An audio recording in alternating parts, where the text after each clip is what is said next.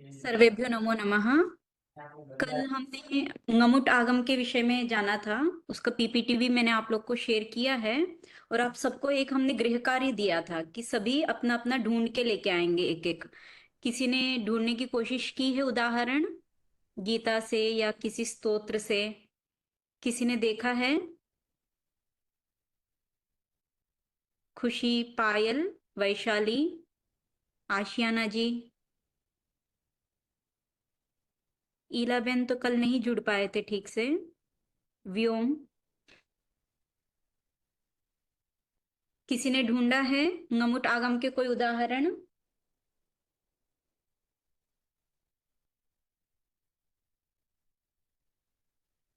कोई बात नहीं, शायद कोई देख के मैम, नहीं आए। हाँ बोलिए मैम, पायल। हाँ हाँ बोलिए। भगवत गीता के 14वें श्लोक में है पर्जन्यादन न संभवः। हम्म। अच्छा। ओके हाँ। तो आपने हम्म। वहां पे ये हो सकता है ना? हो सकता है बिल्कुल। अभी आपके पास है गीता? आप दिखा हाँ पाएंगे मैम। उसको अपना? मैम, मुझे आता नहीं है। ट्राई करती अच्छा। हूँ। हाँ हाँ बिल्कुल, वीडियो ऑन करके बस उसके ऊपर रखिए ना। दिख रहा है मैम? बैक कैमरा ऑन कर पाएंगे? क्योंकि इससे क्लियर नहीं हो रहा नहीं है। आता मैम। Back ma'am, camera. आता नहीं है। अच्छा ऐसा है क्या? हम्म। ठीक है, उसका फोटो खींच के हमें भेज दीजिएगा, ठीक है? आप ठीक है जिसने मैम। भी हाँ ngमुटागम का आप लोगों ने ढूंढा है कोई भी उदाहरण, तो सभी लोग फोटो खींच के मुझे भेज सकते हैं। मैं आपके ग्रुप में भी हूँ, ठीक है? तो आप मुझे अलग से भेजिएगा, ग्रुप में भेजेंगे तो अव्यवस्था हो जाएगी, तो मुझे पर्सनली आप लोग सभी भेजेंगे। चलिए आज जी का मैम, हमारा जय विषय है। सोमनाथ मैम। जी जय मैंने सोमनाथ। मैंने भी एक ढूंढा था, लेकिन वो फोटो मैंने क्लिक नहीं किया है। योगो निर्वण चेतसा, योगो निर्वण चेतसा, ऐसा एक था। ओके, कहाँ का है ये? ये शायद भागवत जी में से मुझे मिला है ये। जी जी वो हाँ। पढ़ते पढ़ते नजर में आया था तो मैंने नोट कर लिया बस। जी जी कोई बात नहीं, बहुत अच्छी बात है। ठीक है, और अन्य लोगों ने भी किया हो? हाँ खुशी, आप कुछ कह रहे हैं?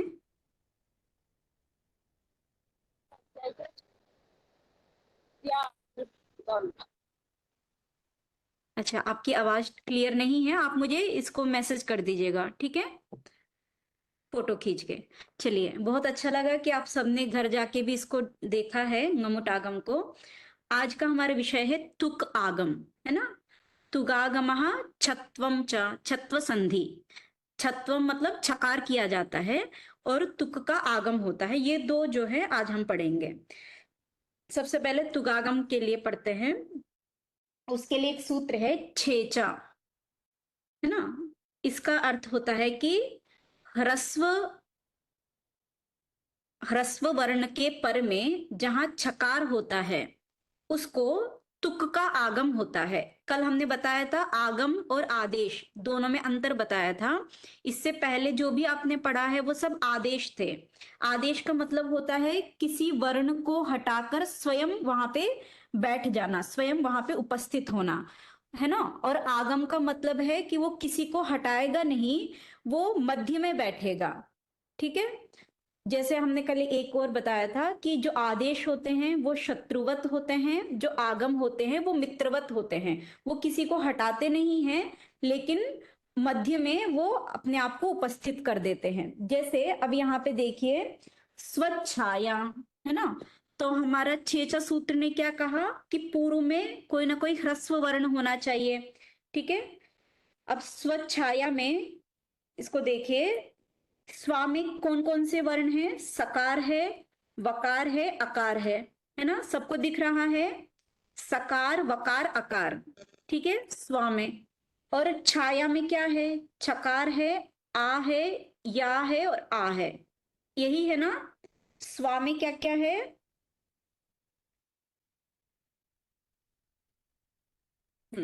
सकार वकार अकार। और छा में क्या क्या है? छाया में छकार, आकार, यकार और आकार। ठीक है, अब तुक आगम कहाँ होगा? तो सूत्र कहता है कि ह्रस्व वर्ण होना चाहिए। तो ये जो अकार है वो ह्रस्व है ना, ह्रस्व वर्ण है। ठीक है, और उसके पर में क्या होना चाहिए? तो हमेशा छकार होना चाहिए। पूर्व में ह्रस्व वर्ण हो और पर में क्या हो, उसके बाद क्या हो? पूर्व मतलब पहले, पहले ह्रस्व वर्ण हो और उसके एकदम बाद क्या हो? तो छकार हो। तो वहां पे क्या हो जाता है? तो तुक का आगम होता है। इसका मतलब है इन दोनों के मध्य क्या बैठेगा? तुक बैठेगा। तुक का मतलब तुक में क्या रह जाता है? तकार। ठीक है, तुक में क्या रह जाएगा? तकार। जब हम तुक का आगम करेंगे तो वहां पे तकार रह जाएगा। ठीक है, तो अब जो तकार है उसको हमने पहले श्चुत्व संधि ये सब आपने पढ़ा हुआ है। तो उससे क्या हो जाता है? श्चुत्व संधि करने से यहाँ पे तकार को चकार हो जाएगा। तकार को क्या हो जाएगा? चकार। ठीक है,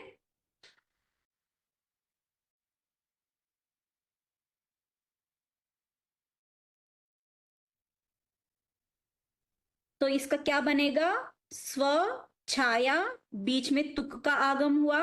स्व छाया में स्व में जो है अकार है, वकार के बाद वाला अकार जो कि ह्रस्व वर्ण है, और ह्रस्व वर्ण के बाद ही क्या है? छकार है। छाया का पहला अक्षर छकार है। तो जहां ह्रस्व वर्ण के तुरंत बाद यदि छकार होता है, छ वर्ण होता है, तो उसके मध्य में तुक का आगम होता है। तुक का क्या बचता है? तुक मतलब ता। जैसे कल मुट बोला था, मुट मतलब ना, नुट मतलब ना, है ना, नुट मतलब ना, वैसे ही तुक मतलब ता। ठीक है, तकार बचेगा। अब तकार के स्थान पर शुत्व संधि आपने पहले स्तोष चुनाश्चु स्टार्टिंग में पढ़ा था। ठीक है, उससे क्या हो जाएगा? तकार को चकार हो जाएगा। तो क्या बन जाएगा? वो स्वछाया। इसमें संधि करेंगे तो ये बनता है स्वच्छाया। समझ में आया ये सभी को? तुक का आगम कहाँ होगा? पूर्व वर्ण क्या होना चाहिए? ह्रस्व वर्ण। और उसके ह्रस्व वर्ण के पर में क्या होना चाहिए? छकार होना चाहिए। तो ही उसके मध्य में क्या बैठता है? तकार। तुक, तुक आगम होता है। मतलब ह्रस्व वर्ण और छकार के मध्य में कौन बैठेगा? तकार बैठेगा। तुक, है ना, तकार बैठेगा। और उस तकार को हम यहाँ पे शुत्व संधि कर लेंगे तो चकार होकर क्या बनेगा? स्वछाया। संधि करेंगे तो स्वच्छाया। स्पष्ट है ये सभी को?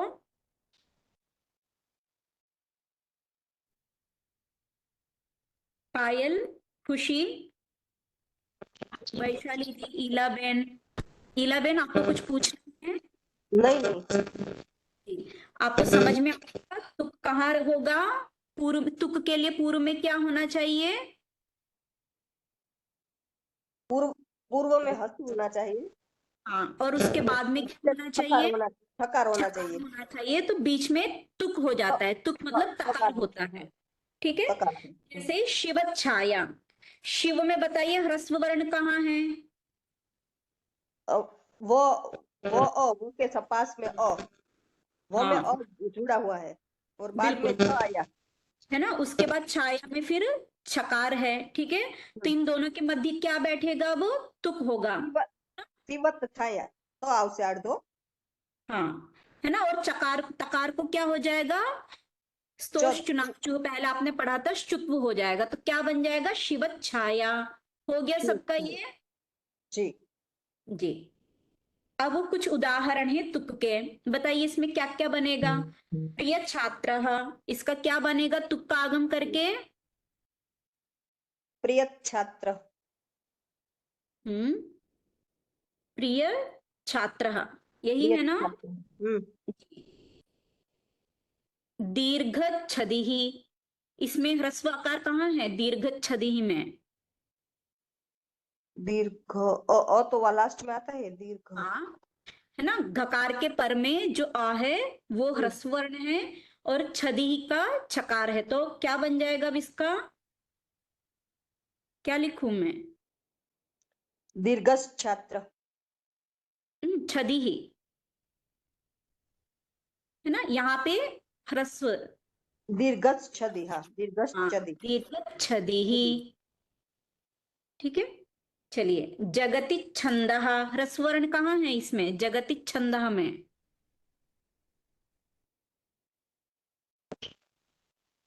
तो के बाद वाला ई। ई है ना? कौन बोले? पायल, हाँ। ठीक है, तो यहाँ पे क्या लिखेंगे? जगति, आगे च हाँ छदि, छंदः, यही होगा ना? जगत जग जगति जगति छंदः, है ना 11? जी। जी। तीव्र छलः, बताइए इसमें आकार, ओ ह्रस्व वर्ण कहाँ है? आकार है। आकार है, हाँ। क्या बनेगा? तीव्र छलः, तो क्या तीव्र बनेगा? छलः। तीव्र छलः, है ना? एक और चीज आप समझिए, आप संस्कृत पढ़ रहे हैं तो संस्कृत में उच्चारण का बहुत महत्व होता है। ठीक है, जहां पे भी संयुक्त अक्षर आता है उससे पहले आपको एक यति लेनी पड़ती है। यति मतलब एक विराम, है ना? जैसे तीव्र छलः, तो समझ में आता है कि वहां पे दो चा है, मतलब वहां पे आगे क्या है? दो संयुक्त अक्षर है। ठीक है, जगति छंदः, दीर्घ छदिः, प्रिय छात्रः। ठीक है, प्रिय, एक मैंने क्या किया यहाँ पे, एक यति ली है। ये संस्कृत को उच्चारण करने का एक शैली होती है जिसको हमें ध्यान देना चाहिए। ठीक है, तो अलग अलग करेंगे तो तीव्र छलः, और उसमें संधि कर लेंगे तो क्या हो जाएगा? तीव्र छलः। सभी तीव्र को स्पष्ट है? छलः। जी, है ना? छह सूत्र स्पष्ट है सभी को? जी। क्या क्या है? पूर्व में ह्रस्व वर्ण होना चाहिए, उसके पर में छकार होना चाहिए, तो उन दोनों के मध्य क्या होता है? तुक का आगम होता है। ठीक है, जब तुक आगम होगा तो उसको शुत्व करके चकार हो जाएगा। जब भी तुक होगा तो पर में क्या होगा? छकार होगा, है ना? तो इसलिए हमेशा उसको क्या होना है? हमेशा वहां पे शुत्व संधि हो जाएगी, तो तकार को चकारादेश हो जाएगा। तो प्रिय छात्र, दीर्घच्छदिः, शिवच्छाया, स्वच्छाया, ऐसे रूप तो बनेंगे। ठीक है, इसमें इसमें आगम आगम कौन किसको बोलते हैं? हाँ देखिए, आगम और आदेश दो होते हैं। अभी तक हमने जब संधि पढ़ी थी तो आपको गुण संधि याद होगा, अदेंग आद गुणः, है ना? आद गुणः में क्या करते थे? पूर्व में अकार होना चाहिए, पर में इकार हो तो क्या हो जाता था? दोनों के स्थान पर एकार होता था, है होता ना? था। हाँ। तो आदेश क्या होता है? वो जो एकार है वो आदेश है, एकार आदेश होता था। आदेश मतलब ये होता है कि उन दोनों को हटाकर वो खुद बैठ जाएगा। अच्छा। ठीक है, जैसे इससे पहले आपने शुत्व, अभी हमने शुत्व संधि की बात कर रहे थे। शुत्व संधि में क्या होता है? तकार को चकार आदेश होता है। आदेश मतलब तकार हट जाएगा, उसके स्थान पर स्वयं कौन बैठेगा? चकार, है ना? ये होता है आदेश। अब आगम क्या होते हैं? आगम वो किसी को हटाते नहीं हैं, वो अपना स्थान स्वयं बना लेते हैं उसी के पास में। जैसे यहाँ तुक का आदेश नहीं हुआ है, तुक का आगम हुआ है। इसका मतलब ह्रस्व वर्ण वैसे ही रहेगा, उसके पर में जो छकार है वो भी वैसे ही रहेगा, वो इन दोनों के मध्य आके बैठेगा। ठीक है, ओके ओके ओके। आदेश मतलब है वो शत्रु जैसे होता है, शत्रुवत आदेशः, ये एक उक्ति है व्याकरण में। तो जो आदेश होंगे वो हमेशा शत्रु जैसे काम करेंगे, मतलब शत्रु क्या करेगा? उसको हटाकर बैठेगा। ठीक है, और जो आगम होते हैं वो मित्रवत होते हैं, मित्रवत आगमः। तो क्या करते हैं? मित्र जैसे, मित्र किसी को हटाएगा नहीं, उनके पास में आके वो बैठ जाएगा जहां पे भी उसको स्थान मिलता है। ठीक है, समझ में आया? हाँ, तो इसमें ये ती भी ऐसे रहता है, छ भी ऐसे लगे, जगत हाँ, ठंड हो जाए। ठीक है। ह्रस्व वर्ण भी वैसे ही रहेगा। ठीक ठीक है। है, छकार भी वैसे ही रहेगा, बस बीच में आपको अलग से तकार ऐड करना है, उसी को तुक का आगम कहते हैं, तुकागमः। ठीक है, ओके, धन्यवाद। जी जी। चलिए, पहला सूत्र हमारा क्लियर है सभी को, आगे बढ़े अब हम दूसरे सूत्र में। जी। जी, चलिए, दूसरा सूत्र है दीर्घात, है ना? ये कहता है कि दीर्घात छे परे तुक स्यात्, मतलब दीर्घ वर्ण होना चाहिए पहले, उसके बाद छकार होना चाहिए, तो वहां पे क्या हो जाता है? तुक का आगम होता है। ठीक है, इससे पहले छेचा सूत्र ने क्या कहा था, पहला ह्रस्व वर्ण होना चाहिए था उसको, बाद में छकार होना चाहिए था, तब उसने तुक का आगम किया था। अब ये सूत्र कहता है कि पहला जो है दीर्घ वर्ण हो और बाद में उसका छकार हो। ठीक है, जैसे यहाँ पे हमने दिया है सुरा छाया। ठीक है, सुरा को हम अलग अलग करते हैं, सुरा को अलग करेंगे तो क्या आएगा, सकार, उकार, रेफ, आ। ठीक है, अब उसके बाद हम करेंगे छाया, छाया को अलग अलग करेंगे तो क्या आएगा, छकार, आकार, यकार, आकार। ठीक है, अब इस सूत्र को यहाँ पे लगाइए, इसने क्या कहा, दीर्घ वर्ण होना चाहिए, तो यहाँ पे आ क्या है, दीर्घ वर्ण जी है ना, और उसके पर में क्या होना चाहिए, दीर्घ वर्ण के बाद क्या होना चाहिए, तो छकार होना चाहिए, तो यहाँ छकार भी हमें मिल गया। ठीक है, अब इन जी दोनों के मध्य कौन बैठेगा, तो तुक का आगम होगा।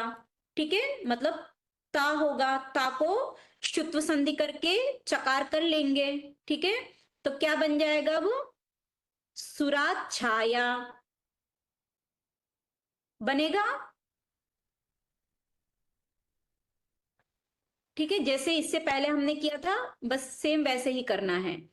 अब देखिए दूसरा उदाहरण देखिए, चे छिद्यते, यहाँ पे दीर्घ वर्ण कहाँ है, चकार है, उसके बाद क्या है, एकार, है ना, जो ए है वो दीर्घ ही होता है, एक एकार, ऐकार, ओकार और औकार, इन चारों का ह्रस्व नहीं होते हैं, ये चारों के चारों दीर्घ ही होते हैं। ये आपने पहले पढ़ा है, एकार,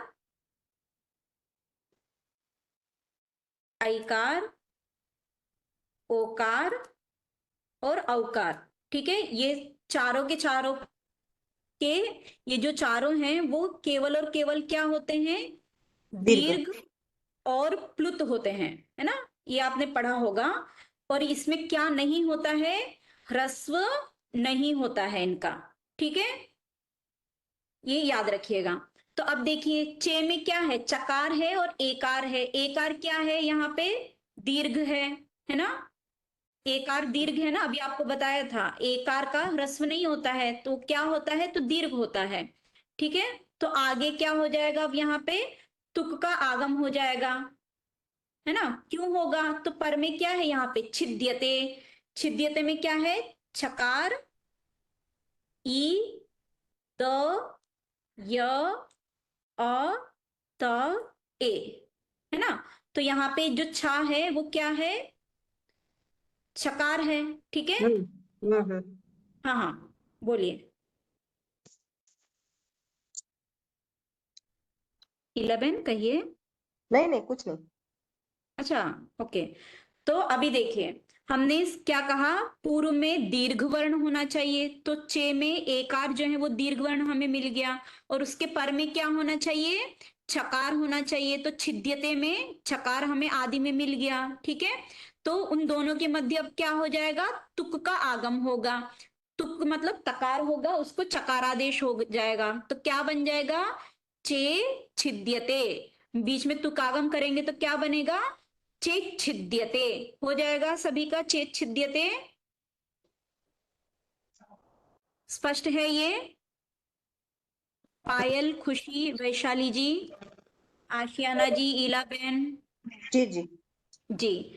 ठीक है, और जी एक मैं और नहीं, हाँ एक पहले ही हम समझते हैं इसको, फिर भी हमने रिपीट किया है, एकार, ऐकार, ओकार और औकार का ह्रस्व नहीं होता है। ठीक है, चलिए अब इसके कुछ उदाहरण देखते हैं, जैसे हाँ, म्लेच्छनीयः, इसमें दीर्घ कहाँ है, बताइए, कोई भी बता सकते हैं, लकार लव में वाला एक, हाँ, है ना, ला में ए है, तो दीर्घ के पर में छकार है ना, छनीयः का छकार है, तो मध्य में क्या हो जाएगा, तुक का आगम होगा, तो क्या बनेगा वो, क्या लिखूं मैं, म्लेच्छ म्लेच्छ म्लेच्छनीयः, हाँ म्लेच्छनीयः, ऐसे लिखा जाएगा ना, म्लेच्छनीयः, दोनों के मध्य जब संधि होगी तो क्या लिखेंगे, म्लेच्छनीयः। ठीक है, ह्री छति, लिखो इसको। दीर्घ वर्ण कहाँ है? पायल, आपके यहाँ से छति। आवाज आ रही है। पायल, एक बार आप अपना, हाँ, म्यूट कीजिएगा। हाँ, आशियाना जी, ह्री छति, इसमें दीर्घ वर्ण कहाँ है? ई आएगा यहाँ, दीर्घ वर्ण। दीर्घ वर्ण जो है ई है, ठीक है। इसके आगे तुक होगा तो क्या लिखूंगी? री छति, ऐसे ही होगा ना? जी मैम। जी। म्ले छति, इलामिन कैसे लिखेंगे इसको? म्ले छति में दीर्घ वर्ण कहाँ है? दीर्घ वर्ण ए है। हाँ, ए है, ठीक है। अब आगे चकार आएगा, जी। ये वाला है ना, अल्प प्राण चकार, म्लेच्छति, इसको आप क्या बोलते हैं? म्लेच्छति, म्लेच्छति। छति, है ना, पहला चकार फिर दूसरा चकार, ठीक है। अपचा छायते, इसमें दीर्घ वर्ण कहाँ है? चौ में आ। हाँ, जमया। है ना, अपचा के चकार के बाद जो आकार है, ठीक है। अब आगे छा भी मिल गया है तो बीच में क्या हो जाएगा? तुक का आगम हो जाएगा। तुक को श्चुत्व करेंगे, चकार हो जाएगा, तो अपछायते, अप अपचा छायते, अपचा छायते, ठीक है। हाँ, विचा छायते, ऐसे ही लिखा जाएगा ना? कुछ गलत लिखा है हमने या सही लिखे हैं? जी मैम, बीच में च गलत है? आएगा, विचार छायते। ओके, किसका चकार है वो? तुकागम का। आगम का, बिल्कुल सही। तो आपको दोनों सूत्र स्पष्ट है? पहला सूत्र था छेचा, उसने कहा था कि पहले ह्रस्व वर्ण होना चाहिए, उसके बाद छकार होना चाहिए, तो वहां तुक का आगम होता है, ठीक है। अब फिर दूसरा हमने सूत्र पढ़ा था दीर्घात, इसने कहा पहले दीर्घ वर्ण होना चाहिए, बाद में छकार होना चाहिए, तो तुक का आगम होता है, ठीक है। दोनों भी स्पष्ट हैं आप लोगों को? जी। जी। अब तीसरा सूत्र है जी। क्या आप कुछ कह रहे हैं? आपकी आवाज बहुत धीमे आ रही है, हमें लग रहा है आप जर्नी में हैं।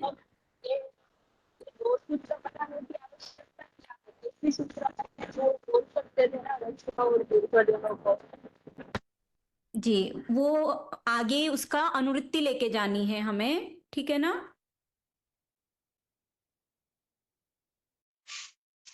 खुशी, अनुवृत्ति के लिए इसको अलग अलग किया गया है, ठीक है जी। चलिए, अब तीसरा हमारा सूत्र है पदांताद्वा, ठीक है। अब इसने क्या कहा? तो ये लिखते हैं दीर्घात पदांतात छे परे तुक वास्यात। चलिए, अब इसने पद के अंत में दीर्घ होना चाहिए। अभी तक हमने जो भी बात की थी उसमें कभी हमने पद की बात नहीं की, हमने सिर्फ ये कहा था कि जो पहला वर्ण है उसको ह्रस्व होना चाहिए और उसके एकदम बाद जो है छकार होना चाहिए, तो तुक होता है ना। दूसरे सूत्र में भी हमने यही कहा था, जो पहला वर्ण है उसको दीर्घ होना चाहिए और उसके बाद वाला जो वर्ण है उसको छकार होना चाहिए, तो क्या हो जाता है? वहां तुक होता है, ठीक है। ये हमने अभी तक बताया था। अब ये जो तीसरा सूत्र है ये कहता है कि पद के अंतिम वाला वर्ण, मतलब यहाँ पे दो पद होंगे, ठीक है। पद में जो पहला पद होगा उसका अंतिम वर्ण क्या है? दीर्घ होना चाहिए। अब जो दूसरा पद है उसका पहला वर्ण क्या होना चाहिए? छकार होना चाहिए, ठीक है। तो क्या होता है? तो तुक का जो आगम है वो विकल्प से होता है। विकल्प का मतलब होता है एक बार होगा और एक बार नहीं होगा, ठीक है। जब भी विकल्प हम कहेंगे तो वहां पे दो रूप बनेंगे, एक बार तुक का आगम होगा, एक बार तुक का आगम नहीं होगा। जैसे आपके सामने देखिए, लक्ष्मी, है ना, नीचे क्या है? दो पद है, लक्ष्मी छाया। इसमें दो पद हैं, पहला पद है हमारा लक्ष्मी, दूसरा है छाया, ठीक है। तो लक्ष्मी जो पहला पद है उसके अंतिम में क्या है? ई है, मतलब दीर्घ ईकार है, ठीक है।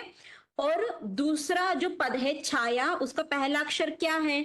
छकार है, ठीक है।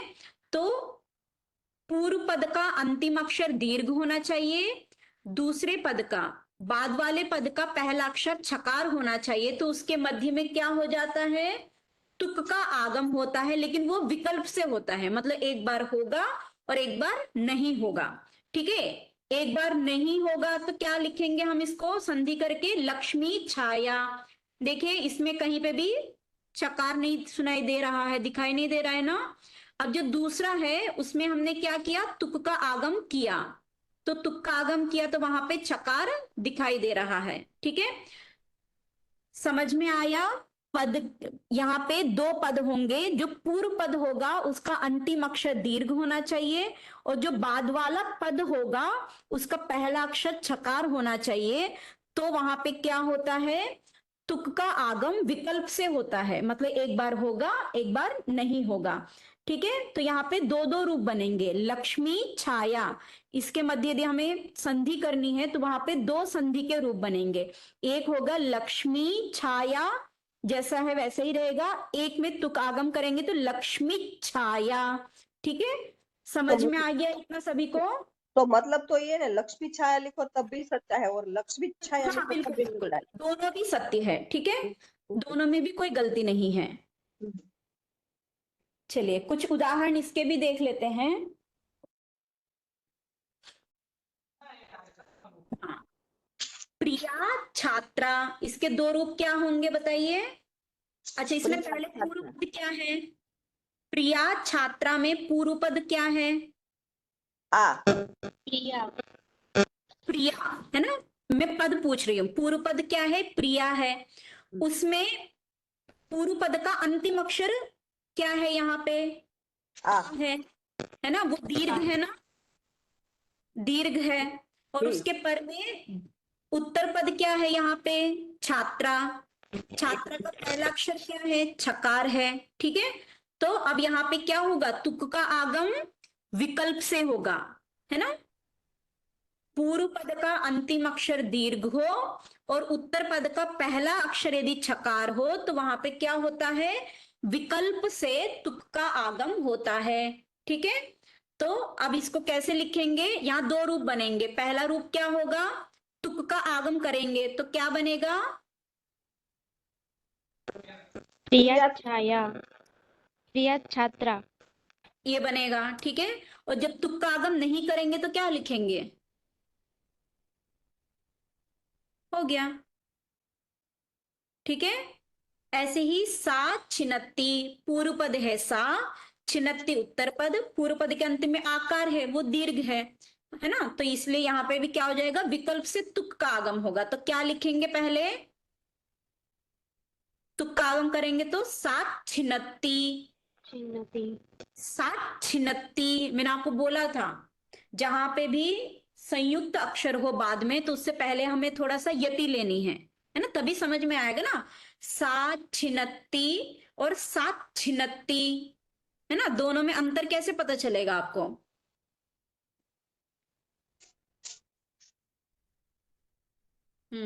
आगे,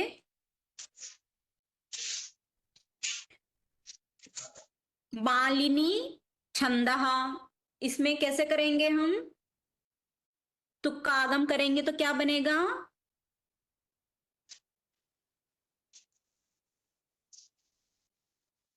आवाज नहीं आ रही है, 11, मालिनी हाँ निश्चय, बिल्कुल मालिनी सही, छंदः। मालिनी छंदः, मालिनी छंदः, एक यति लेंगे। ठीक है, बहुत अच्छा बोल रहे हैं, मालिनी छंदः। ठीक है, अब यदि तुक्का आगम नहीं होगा तो कैसे बोलेंगे उसको, मालिनी छंदः। मालिनी छंदः, है ना। चलिए, कुटी छाया, इसमें पूर्व पद कौन है, कुटी है, अंतिम में क्या है, ईकार है जो कि दीर्घ है। ठीक है, तो इसका क्या बनेगा, वो कुटी छाया, छाया, छाया, है ना, आपने कई बार सुना होगा कि कुछ पेपर्स इसमें पब्लिश हुए थे कि संस्कृत के जो छात्र हैं जो वेद अध्ययन करते हैं तो उनका जो है ना स्वास्थ्य बहुत सही होता है। क्यों ऐसे होता है? क्योंकि वो जब भी संस्कृत के श्लोक या उसके वेद इत्यादि का अध्ययन करते हैं तो बोलते बोलते वो इतना प्राणायाम कर लेते हैं, क्योंकि यदि आपको यति देना है तो आपको श्वास को क्या करना होगा, बलपूर्वक रोकना पड़ेगा या बाहर धकेलना पड़ेगा। तो वो सब क्या है, ये सब प्राणायाम ही हो रहा है ना। इसलिए संस्कृत पढ़ने का मतलब है उसमें बहुत सारा साइंस भी होता है, संस्कृत बोलना, उसको पढ़ना, उसका अध्ययन करना, हर चीज में वहां पे विज्ञान है ना। कुटी छाया, जब नहीं होगा तुक्कागम तो कुटी छाया। कुवली क्या बनेगा? कुवली कुवली छाया। छाया। हाँ, आगे कुवली छाया। ठीक है, हो गया, स्पष्ट है ये? यस। जी मैम। मुझे कोई तीनों तुकागम कब कब होगा, इसके जो तीन हमने अभी नियम बताए हैं वो कोई बता पाएंगे? पहला नियम क्या था? पूर्व में क्या होना चाहिए? उसके बाद छ होना क्या होना चाहिए, ये पहला नियम है। ठीक है, फिर दूसरा नियम क्या बना था? पूर्व पद में अंतिम वर्ण दीर्घ होना चाहिए और बाद में छ होना चाहिए। नहीं, ये दूसरा नहीं, वो तीसरा आप नियम बता रहे हैं। पूर्व में केवल दीर्घ होना चाहिए और उसके बाद में छकार होना चाहिए, तो क्या हो जाता है, तुक्का आगम होता है, ये दूसरा। अब तीसरे में पद वाली बात हुई है। ठीक है, तीसरे में क्या बात हुई थी कि जो पूर्व पद है उसका अंतिम अक्षर दीर्घ होना चाहिए और जो पर पद है उसका पहला अक्षर छकार होना चाहिए। तो क्या होता है वहां पे, विकल्प से, है ना, विकल्प से तुक्का आगम होता है। ठीक है, स्पष्ट है सभी को ये? जी मैम। चलिए, इसी बात को हमने यहाँ पे दे दिया है। यदि पहला ह्रस्व वर्ण है, बाद में छकार है, तो तुक होगा। तो किस सूत्र से होगा वहां पे? छेचा से। ठीक है, वैसे ही पहला दीर्घ वर्ण है और बाद में छकार है, तो वहां पे क्या होगा, तुक होगा। किस सूत्र से होगा? दीर्घात से। ठीक है, और पद के अंत में यदि दीर्घ वर्ण है, बाद में छकार है, तो वहां पे भी तुक होगा, लेकिन किससे होगा वो? पदांताद्वा, है ना। ये जो तुक है ये विकल्प से होगा, एक बार तुक होगा और एक बार नहीं होगा।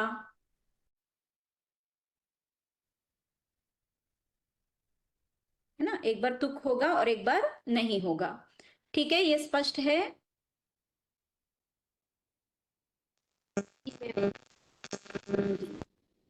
चलिए, मैम। अब आपके अभ्यास के लिए हमने कुछ दिए हैं। अब आपको क्या करना है, इसमें मुझे सूत्र बताना है। पहला है छेचा, दूसरा है दीर्घात, तीसरा है पदांताद्वा, है ना। आप लोग चाहे तो मैं यहाँ लिख देती हूँ ताकि आपको याद करने में दिक्कत ना हो, है ना। कहाँ है?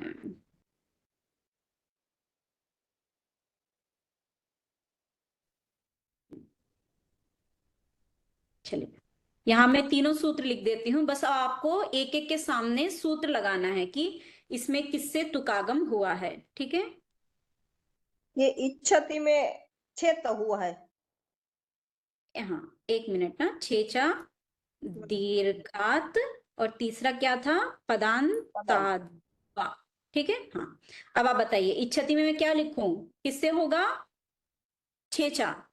सही है, इलाबेन कह रहे हैं कि पहला जो इच्छति है उसमें छेचा से हुआ है। नहीं नहीं, गलत है। इच्छा इति ऐसा हो तो दीर्घ अच्छा, तो दीर्घ आएगा। नहीं, ऐसा नहीं है, ऐसा नहीं है बिल्कुल भी। इसको अलग कीजिए। पहले क्या होगा? ई होगा, आगे क्षति होगा, है ना। हाँ वो तो है, वही सोच के मैंने बोला। तो आप ध्यान दीजिए, यदि आप अभी क्या बोल रहे थे, इच्छा, इति। ऐसा कुछ बोल रहे थे ना, इच्छा इति, तो यहाँ पे तो लगेगा ही नहीं ना। उसने क्या बोला था? पहला वर्ण ह्रस्व होना चाहिए, है ना। तो यहाँ पे ह्रस्व कहाँ है? इच्छा में तो आ दीर्घ हो जाएगा फिर। हाँ हाँ। उसके बाद इति भी लगाएंगे तो बाद वाला वर्ण क्या होना चाहिए? छकार होना चाहिए। तो यहाँ तो छकार है ही नहीं, है ना? हाँ, सच्ची बात है। हाँ, तो यहाँ पे अलग अलग करेंगे तो क्या बनेगा? ई छति, है ना? तो यहाँ किस सूत्र से हुआ है? हाँ, अच्छा, नहीं, ये शब्द इच्छति तो एक ही शब्द है ना। इच्छति एक ही है, इसलिए मैंने हाँ, पद नहीं बोला। यहाँ एक ही शब्द को हम तोड़ रहे हैं, ठीक है? अच्छा, हाँ, जब दो पदों को जोड़ना है तो आपको तीसरा पदांत ताद्वा को ध्यान में देना है, ठीक। ठीक है? तो यहाँ ई क्षति ऐसा होगा तो ई ह्रस्व हुआ तो ये बताइए तो यहाँ छकार किस आया। सूत्र से हुआ? हमें अभी ये देखना है कि यहाँ किस कौन कौन सा सूत्र लगेगा तुकागम के लिए, ठीक है? खेत लगेगा। छेचा, ठीक है। और द्युतक छलेना कौन सा लगेगा यहाँ पे? तो अन्नी भी बता सकते हैं। छेचा। खुशी छेचा। कह रही है छेचा, ठीक है? सब इससे सहमत है? यहाँ पे भी छेचा लगेगा। जी। जी बिल्कुल। फिर आगे कुटी छिन्ना, दीर्घात आएगा, दीर्घात। और कोई? दीर्घात।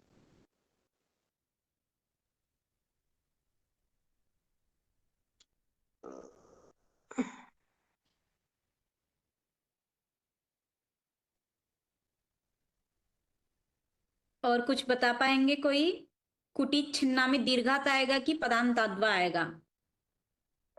पदांतात्वा। पदांताद्वा, वैशाली सही है, ठीक है? क्यों पदांताद्वा आएगा? यहाँ पे दो पद है ना, एक कुटी है और एक छिन्ना है, ठीक है? तो दोनों, अब पहला जो पद है उसके अंतिम में क्या है? दीर्घ है, तो वहां पे क्या हो जाएगा? विकल्प से होगा, है ना?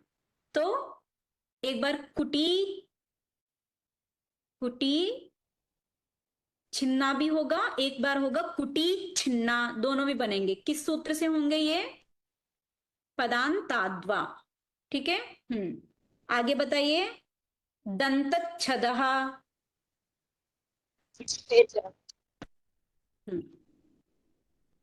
छेचा। असि छिन्नः,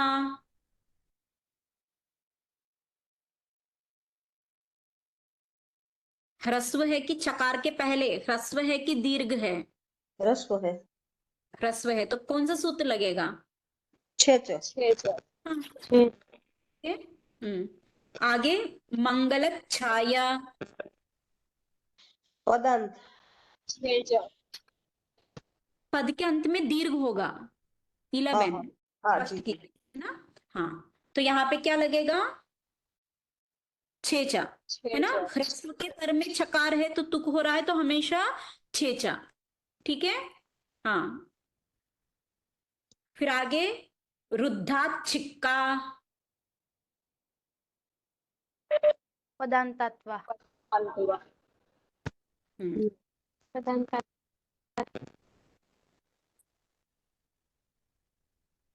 स्वच्छात्रः, छेचा। हम्म, छे- वैदिक छंदांसी, छेत।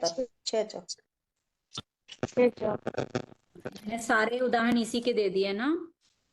कोई बात नहीं, आप लोग ढूंढ के लेके आइएगा ना अलग अलग उदाहरण। अच्छा, छेचा। नवच्छिद्राणि, छेचा। चलिए, गच्छति, छेच। नूतन छात्रः,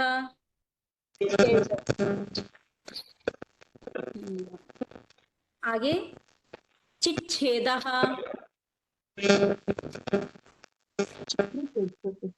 पायल आपके यहाँ से आवाज आ रही है, आपके आवाज से आवाज क्यों आती है हमेशा ही? आप किसी के साथ में बैठे हुए हैं क्लास में जुड़ के? कल भी आ रही थी ना, इसीलिए। आगे बताइए। चिच्छेदः, क्या लिखूं?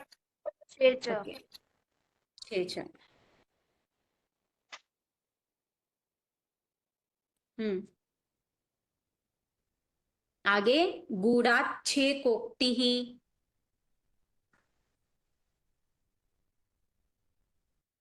छेचत क्या बोला? नहीं, छेचा कैसे? गुढ़ात छेचा सिर्फ ह्रस्व के, हाँ ह्रस्व हो तो ही होता है ना। हाँ हाँ, गुढ़ा आकार आ दीर्घ हाँ है ना, हाँ। और ये क्या है? दो पद है, पहला है गूढ़ा, दूसरा पद है छे कोक्ति ही, पदांता। पदांताद्वा, है ना, पदांताद्वा। चलिए आगे, त्रि तीक्ष्णात छुरिका, क्या पदांता। लगता? पदांता। आगे स्वच्छंदः, छेच, छेच, यज्ञच्छागः, वो भी छेच, गुच्छच्छेदः। छेच। अच्छा, यहाँ पे देखिए दो जगह पे तुक हुआ हम्म है ना, तो जी दोनों जगह किससे होगा? छेचा से ही, है ना। गु भी क्या है? ह्रस्व ही है ना। जी। हम्म कुलटा छिन्ना, पदा पदांतवा, पदांताद्वा। पदांताद्वा। ठीक है, सभी को स्पष्ट है ये? जी जी मैम। हम्म तो अभी हमने छत्व का पढ़ा था, तो उसमें तीन यहाँ पे शर्तें हैं। पहला ह्रस्व वर्ण होगा, बाद में छकार होगा तो छेचा से तुक हो जाएगा। दूसरा है दीर्घ वर्ण होगा, बाद में छकार होगा तो दीर्घात से तुक होगा। ठीक है, अब दीर्घात से जो तुक होता है ना, वो नित्य होता है, मतलब वो हमेशा होगा। छेचा से जो तुक होगा वो हमेशा होगा। ठीक है, अब तीसरा नियम यह है कि पद के अंत में यदि दीर्घ वर्ण हो और जो दूसरा पद है उत्तर पद, उसके आदि में यदि छकार हो तो वहां एक बार तुक होगा और एक बार नहीं होगा। विकल्प से यहाँ पे तुक होगा, तो पदांताद्वा इस सूत्र से। ठीक है, तो ये हमारा हो गया है।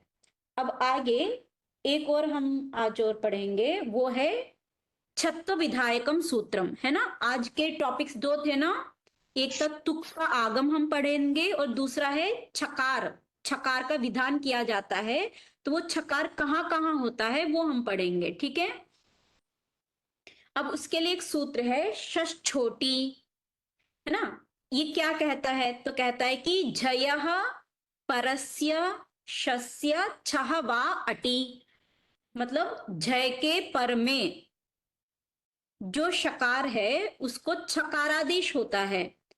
ठीक है, जय के पर में जो शकार है उसको छकारादेश होता है। कब होता है? तो उस शकार के पर में अट होना चाहिए, अट प्रत्याहार वाला वर्ण होना चाहिए, तो ही क्या होता है? जय के पर में जो शकार है उसको छकार होगा। इसको हम ऐसा थोड़ा समझते हैं, रुकिए इसको थोड़ा ऊपर कर देते हैं। पहला वर्ण क्या होना चाहिए? जय होना चाहिए, है ना। ठीक है, और उसका दूसरा बाद में क्या होना चाहिए? शकार होना चाहिए। शकार को क्या हो जाएगा? छकार हो जाएगा, है ना। छकार कब होगा? जब उसके बाद में अट होगा। स्पष्ट है ये? जी मैम। ईलाबेन, फिर से ये स्पष्ट हुआ? रिपीट करो थोड़ा। हाँ, पहला क्या होना चाहिए? तो जय होना चाहिए। जय मतलब जय प्रत्याहार है। ठीक है, उसमें क्या क्या वर्ण आते हैं वो हम बाद में देखेंगे, उसको अभी नहीं देखते हैं। ठीक है, जी पहला वर्ण क्या होना चाहिए हमारा? जय होना चाहिए, जय प्रत्याहार का कोई वर्ण होना चाहिए। बाद में क्या होना चाहिए? वहां पे शकार होना चाहिए। ठीक है, उस शकार को क्या हो जाता है? छकार होता है। कब होता है? तो उसके बाद में, मतलब शकार के बाद में क्या हो? तो अट का कोई वर्ण हो, तो यहाँ पे शकार को छकार होता है। ठीक है, जैसे अब पहले हमें जय और अट को समझना है। प्रत्याहार आप लोगों ने सीखा हुआ है पहले हम्म जी, तो जय प्रत्याहार में बताइए कौन कौन से वर्ण आते हैं? ज भ ध च ज प ग ड द क प य। अच्छा, सूत्र बोलिए, किस सूत्र से किस सूत्र तक हम लेंगे? तो जभय घ ढ धश जब गड़ दश। ग ड दश अच्छा, एक और छोड़ दिया ना क प य। खफ चट थ चटतो कपय। अच्छा, हमारा ही देख के बोल रहे थे आप पायल? हाँ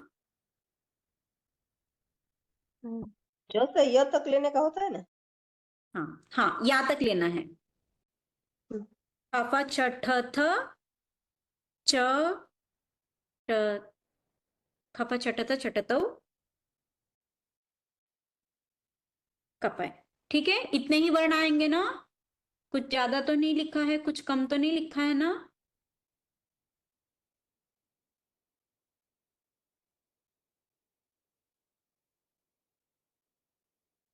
इलेवन। नहीं वैसे। आपके सामने है वो जो माहेश्वर सूत्र आप लोग को दिए गए थे, 14 माहेश्वर सूत्र।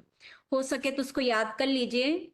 अब आपकी तो कक्षा भी खत्म होने जा रही है, वो तो याद होने चाहिए। ठीक है, प्रतिदिन हो सके तो उसकी आवृत्ति भी किया कीजिए। तो झभय, झभय, झभय में दो अक्षर है, झा और भा। फिर आगे क्या है? गढ़ धश। गढ़दश में तीन अक्षर है, ग ढ ध। ठीक है, उसके बाद क्या है? झबय घड़दश जब गड़दश। इसमें कितने अक्षर हैं? जब गड़ द, पांच अक्षर है। ठीक है, उसके बाद क्या है? ख फ छ ठ थ चटतौ। ख फ छ ठ थ पांच चटत, है ना? 6 7 8, 8 अक्षर है। उसके बाद क्या है? कपई। कपई में क्या है? का और पा, दो अक्षर है। तो टोटल झय प्रत्याहार में कितने अक्षर हो जाएंगे? टोटल झय प्रत्याहार में कितने अक्षर हो जाएंगे? 20। 20। 20 है पक्का? और झय को हम ऐसे समझे तो वर्ग का पहला अक्षर आता है इसमें, है ना? और वर्ग का दूसरा अक्षर भी आ रहा है।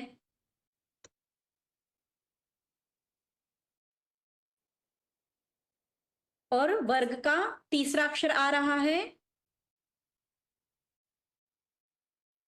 पायल, वर्ग के पहला अक्षर आ रहे हैं इसमें। देखिए, क, पहला वर्ग है क, च, ट, त, है ना? कवर्ग, चवर्ग, टवर्ग, तवर्ग, पवर्ग। ठीक है, सभी वर्गों का पहला पहला अक्षर आ गया है। हम्म हाँ। हाँ, अब दूसरा अक्षर आ रहा है ख, हम्म है ना? दूसरा भी अक्षर आ रहा है ना? हम्म क, थ, ठ, छ, आ रहे हैं ना ये सब? फा, हाँ। फा भी आ गया ना कहीं पे? ये रहा फा। तो दूसरा अक्षर भी आ गया। अब बताइए, तीसरा अक्षर आ रहा है। वर्ग का तीसरा अक्षर क्या होता है? क ख ग। तो आ गया ना तीसरा अक्षर भी?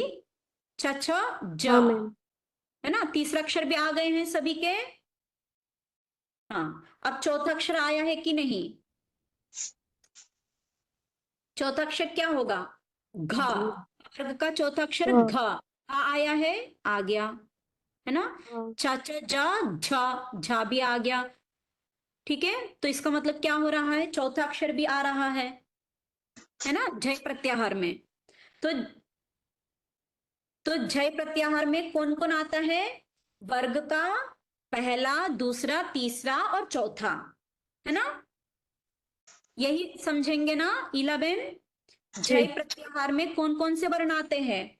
तो पांचों वर्गों का पहला, चार। दूसरा, तीसरा और चौथा वर्ण ठीक। आते हैं। ठीक है, अनुनासिक सिवाय सभी। हाँ बिल्कुल, पंचम वर्ण को छोड़कर, अनुनासिक वर्ण को छोड़कर सारे वर्गों के सारे वर्ण आ जाएंगे। ठीक है, 5 वर्ग होते हैं, पांचों वर्गों के सारे वर्ण आ जाएंगे। ठीक है, पंचम अक्षर को छोड़कर, है ना?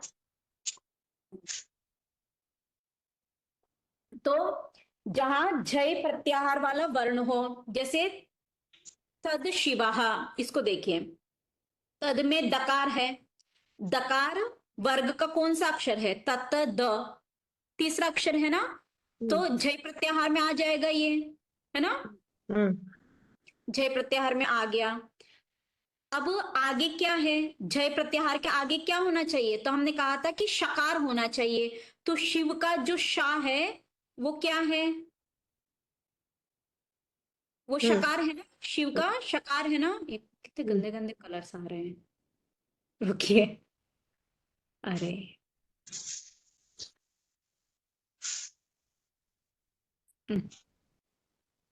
यस, ठीक है।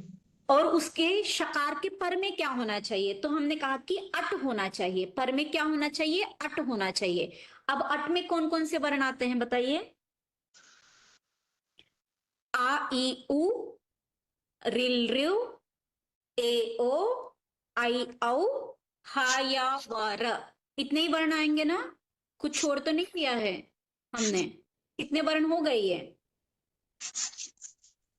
सारे स्वर वर्ण आ जाएंगे, ठीक है। और स्वर के अलावा हा या व र, ठीक है।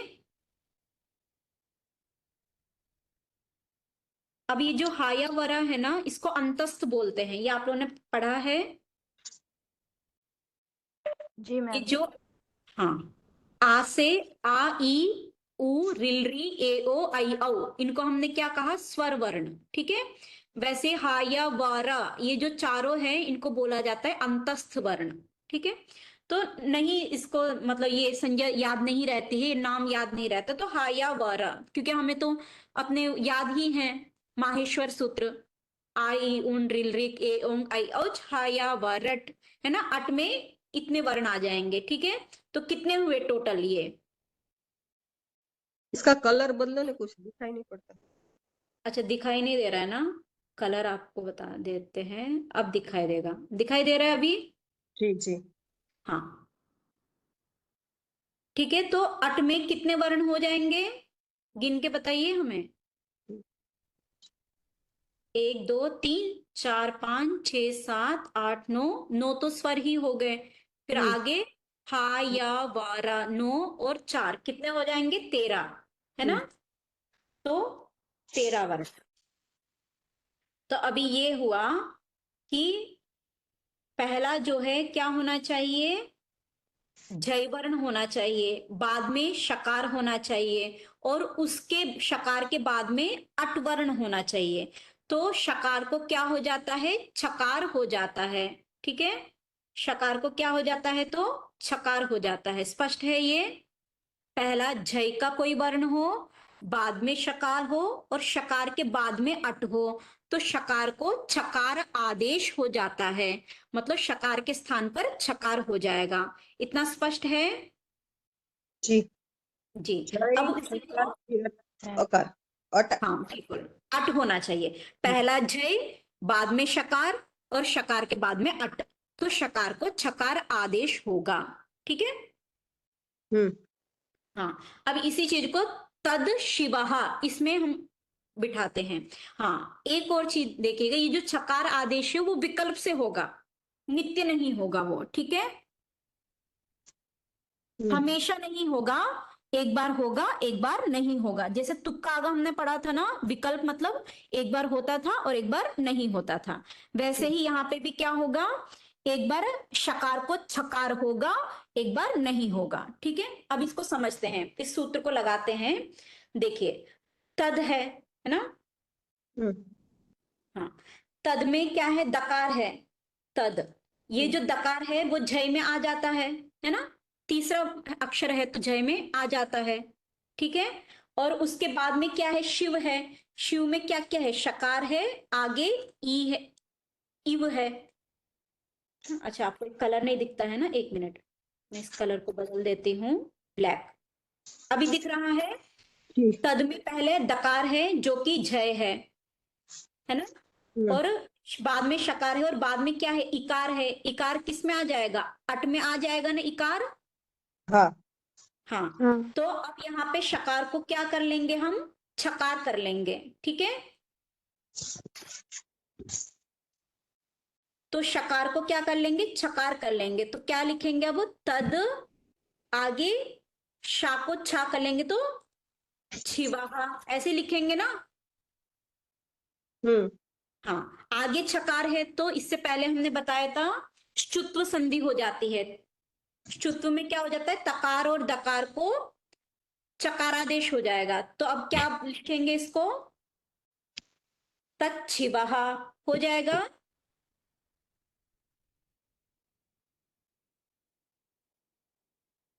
समझ में आया ये, शकार को छकार करेंगे तो उसके पहले जो दकार है उसको भी शुत्व संधि होकर क्या हो जाएगी, चकार हो जाएगा, तो तच्छिवः।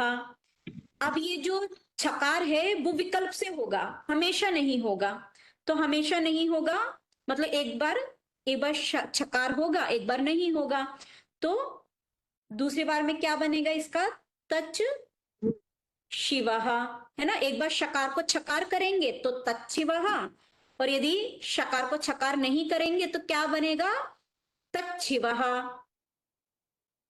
हम्म तच्छ तच्छिवः, दोनों स्पष्ट है, हम्म। समझ में आया ये 11। जी जी। जी, अब इसके कुछ उदाहरण हैं। अच्छा, ये इस पे मत जाइएगा, छत्व के उदाहरण है ये। हाँ, बताइए, मधुलिट शेते, इसका क्या बनेगा रूप। एक बार शकार को छकार करना है, एक बार नहीं करना है, इतना ही है। तो मधुलिट में जो टकार है वो झय में आता है। जी। कौन सा अक्षर है ये वर्ग का, तो पहला अक्षर है ना, तो वो आता ही है। पहला शेते में क्या है, पहले शकार है, आगे ए है, तो ए जो है वो अट में आता है, जी। हाँ आ जाता है क्योंकि स्वर वर्ण है। तो अब यहाँ पे क्या हो जाएगा, विकल्प से शकार को छकारादेश होगा। तो यहाँ पे दो रूप बनेंगे, एक होगा मधुलिट छेते और एक क्या होगा, मधुलिट शेते, यही होगा ना।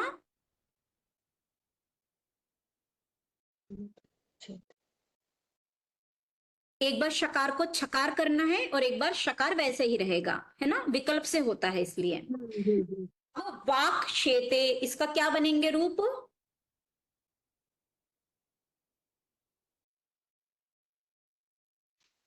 कहिए। वाक्छेते हाँ, एक बार शकार को छकार कर लेंगे तो क्या बनेगा, वाक छेते, और एक बार शकार वैसे ही रहेगा तो वाक शेते, ठीक है।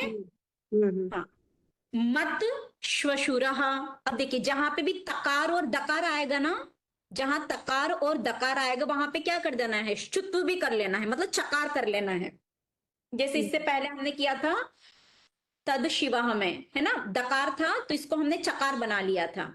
बस वही चीज आपको यहाँ पे भी करना है। तो मत श्वशुरः, इसका क्या बनेगा,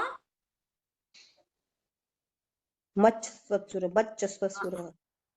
दे मत, एक पहला होगा मच श्वशुरः, है ना, मत श्वशुरः, और दूसरा रूप क्या बनेगा, मच श्वशुरः, है ना, यही किया था ना हमने इससे पहले।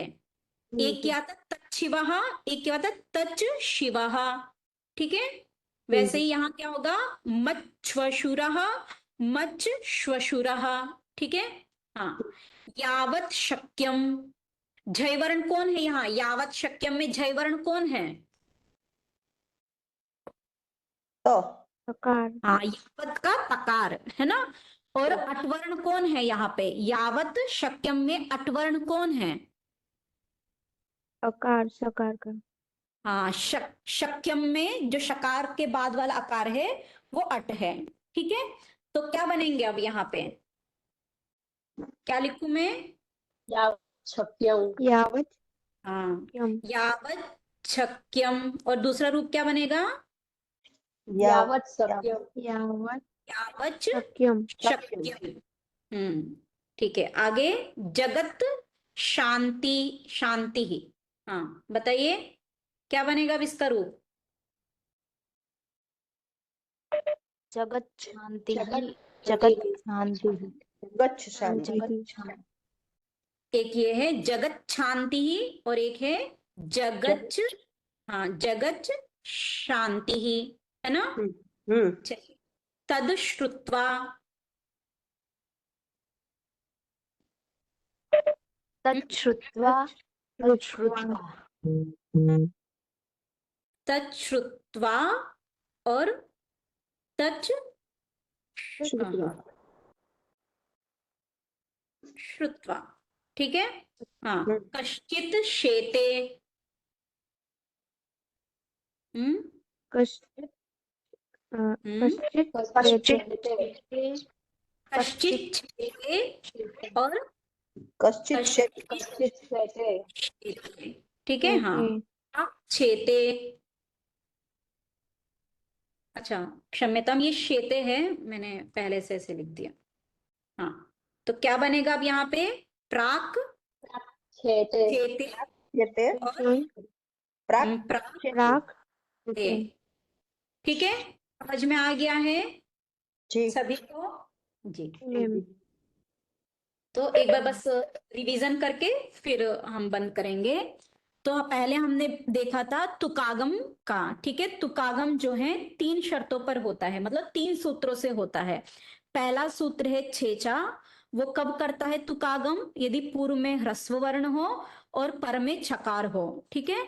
और दूसरा सूत्र है दीर्घात, वो कब करता है? पूर्व में यदि दीर्घ वर्ण हो और बाद में छकार हो, ठीक है। अब तीसरा जो है वो क्या है?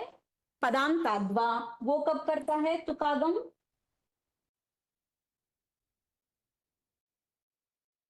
पदांताद्वा कब करता है तुकागम? यदि पूर्व पद का अंतिम अक्षर दीर्घ और बाद में छकार हो, ठीक है। तो विकल्प से तुकागम करता है। विकल्प का मतलब है एक बार होगा एक बार नहीं होगा, मतलब वहां 2 रूप बनेंगे, ठीक है।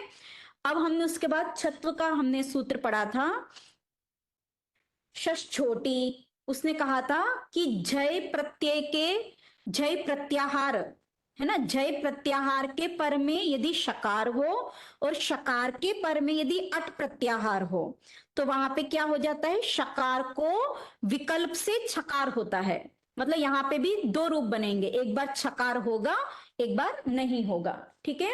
स्पष्ट है ये? आपको ये पीपीटी में भेज दूंगी और बाद में इसको एक बार जरूर देख लीजिएगा। और आप सभी के लिए कल जैसे गृह कार्य भी रहेगा, सभी को तुकागम के कम से कम 2 उदाहरण ढूंढने हैं, गीता में से या स्तोत्र इत्यादि में से, ठीक है। एक पदांताद्वा या दीर्घात का उदाहरण होना चाहिए और एक क्या होना चाहिए? छेचा का उदाहरण, ठीक है। और एक जो है छत्व का, छकार का उदाहरण होना चाहिए, शश छोटी का, ठीक है।